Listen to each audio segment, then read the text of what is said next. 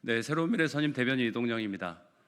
오늘 저희 새로운 미래에서 22대 국회의원 선거 새로운 미래의 정책 공약집 발표가 있겠습니다.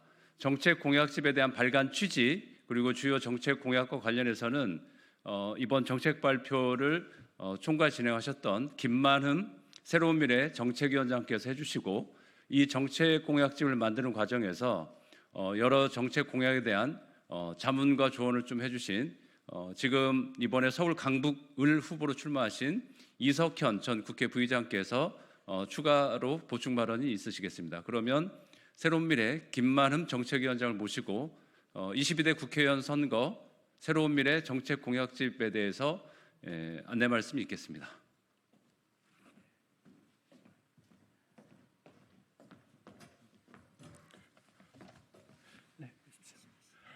네, 안녕하십니까. 새로운 미래 정책위원장 김만흠입니다. 새로운 미래 정책들에 대한 공약집이 이렇게 나왔습니다. 그래서 기자 여러분께 오늘 보고 드리는 겁니다. 한 장을 열면은 이 안에가 새로운 미래 이렇게 칼라로 되어 있습니다. 칼라로 되어 있고요. 표지는 이렇게 되어 있습니다.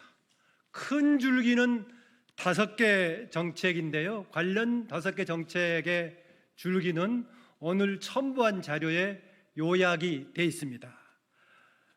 전반적으로 저희들이 정책을 지향했던 취지가요, 새로운 미래가 탄생했던 배경하고 관련이 있습니다.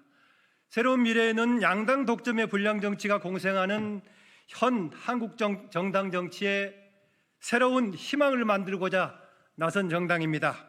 국회의원의 특권을 이용해서 사법적인 책임을 정쟁화시키는 구태의 청산에 앞장서겠습니다.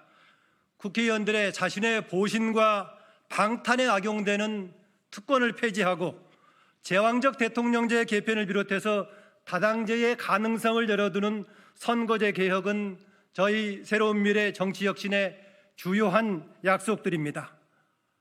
중산층과 서민의 정당을 계승하는 새로운 미래는 약자와의 동행을 민생정책의 기본 철학으로 담고 있습니다.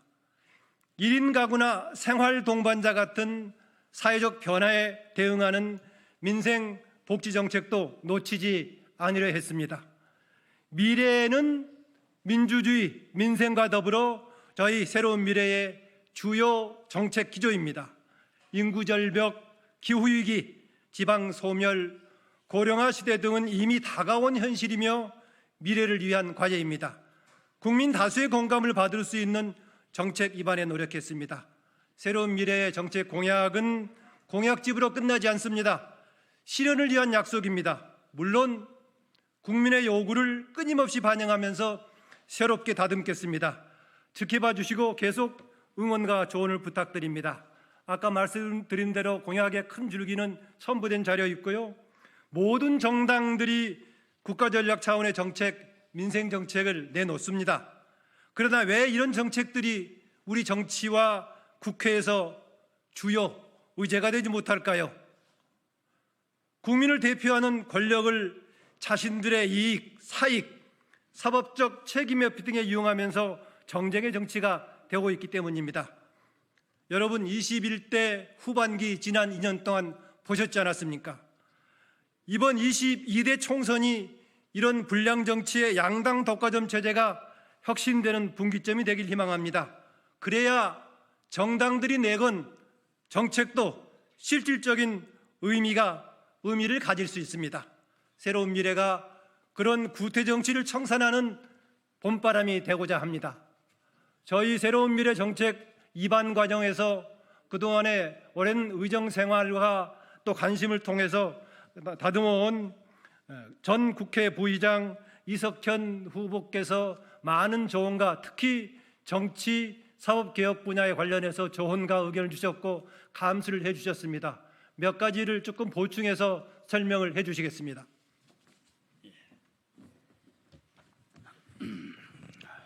네, 반갑습니다. 정치개혁 분야에 제가 공약 입안할 때 함께했기 때문에 좀 보충 설명을 드리고자 왔습니다. 먼저 판검사들의 선출직 즉시 나가는 방지법은 그 부분에 대해서 국민의 이해가 좀 더 필요합니다. 왜냐하면 얼핏 보면은 참정권을 제한하는 것처럼 보일 수도 있기 때문에 그렇습니다.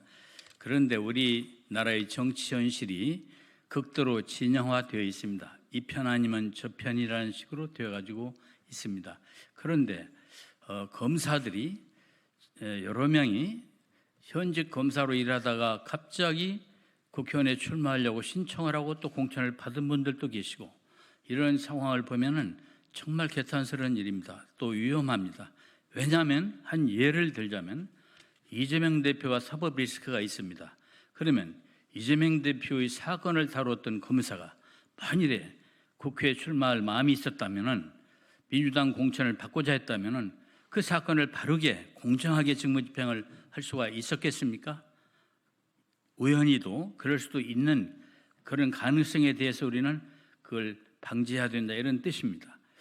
사실 이 문제에 대해서는 제가 별도로 이름을 붙이기를 판검사의 국회 기웃거림 방지법이다, 이렇게 제가 이름을 붙여가지고 당에서 정책팀에게 설득을 했습니다.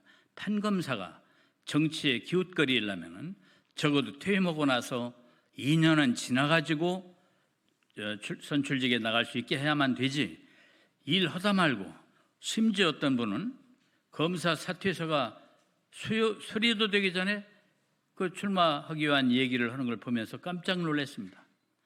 물론 미국에는 사퇴하고 나서 참정의 자유가 있어서 제한을 두지 않고 있습니다. 그러나 우리나라와 같은 정치 환경은 아닙니다. 또 유럽에서는, 한 예를 들면 독일 같은 나라에서는 연방에 따라서 어떤 연방에서는 퇴임하고 6개월 있다 출마해야 된다, 1년 있다 출마해야 된다, 다 이렇게 다릅니다.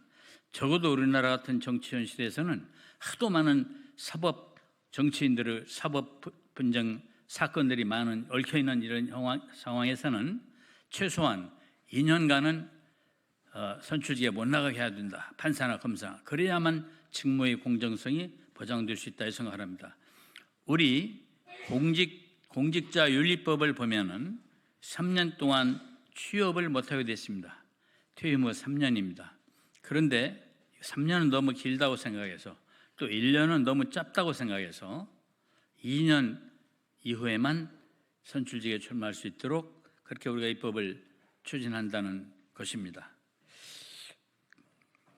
그렇게 이 법을 통과시키면은 판검사가 직무 중에 국회를 기웃거리고, 그리고 자기 뜻 따라서 자기 판단을 그르치는 그런 일이 없게 될 것입니다. 하나만 더 덧붙인다면은, 지금 국회의원들이 보면은 구속이 돼 있는데도 세비를 그냥 따박따박 받아가는, 이것이 우리 법입니다.